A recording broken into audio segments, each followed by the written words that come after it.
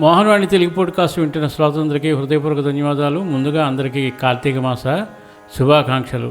ఈ షాట్లో మనం శివలింగమునకు బొట్టు పెట్టకూడదా అనే సందిగ్ధంలో చాలామంది ఉన్నారు. దీని గురించి వివరణ ఏంటో ఇక్కడ మనం చూద్దాం.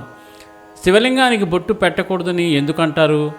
ఇది శైవాగమాలలో చెప్పిన ఆచారం. శివలింగం స్వయంగా సంపూర్ణమైన శక్తి చైతన్య స్వరూపం. అందుకే దానికి ప్రత్యేకంగా బొట్టు పెట్టడం, అది ఇప్పటికే పూర్ణతత్వం.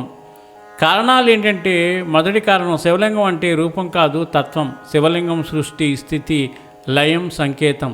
దానిపై బొట్టు పెట్టడం అనేది వ్యక్తిగత రూపాన్ని అందించడం లాంటిది. ఇది శివలింగ తత్వానికి విరుద్ధం. 2, లింగంపై స్థలమంతా పూజించబడుతుంది. శివలింగం మొత్తం పవిత్రం. ముఖం, కళ్ళు, బొట్టు వంటి అవయవ భావన ఉండదు. 3, అభిషేకం ప్రధాన పూజ. శివుడు జలం, పాలు, బిల్వదళం ఇష్టపడే దేవుడు. శివలింగానికి అలంకరణ కన్నా అభిషేకం, బిల్వార్చనే శ్రేష్టం. బొట్టు సాధారణంగా రూపార్చనలో దేవతా విగ్రహాలకు ముఖరూపాలున్న దేవాలయాల్లో బొట్టు వేస్తారు. శివలింగం నిరాకార నిర్గుణ భావం, అందుకే కాదు. బొట్టు నారీ శక్తికి సంకేతము. కొన్ని ఆగమాలలో శివలింగము పురుషతత్వానికి సమానమని భావిస్తారు. అందుకే బొట్టు అంటే శక్తి సూచన పెట్టవద్దు అంటారు.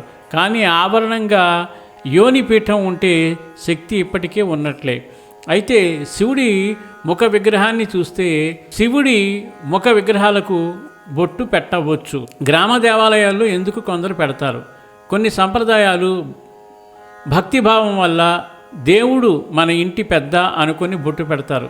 తప్పు కాదు, అది వారిని ఆప్యాయ భావంలో దగ్గర చేస్తుంది. కానీ శాస్త్రంగా చూస్తే లింగానికి వేయరు. శివుడికి చేయవలసినవి: అభిషేకం, బిల్వపత్రం సమర్పణ, ఓం నమః శివాయ జపం, దీపం, ధూపం, నీళ్లు, పాలాభిషేకం, రుద్రపఠనం. శాస్త్రం ప్రకారం శివలింగానికి బొట్టు పెట్టరు. భక్తి ప్రకారము ఎవరి భావం వాళ్ళది. శివుడు భావ ప్రధానుడు. ప్రేమ మరియు భక్తి ముఖ్యము.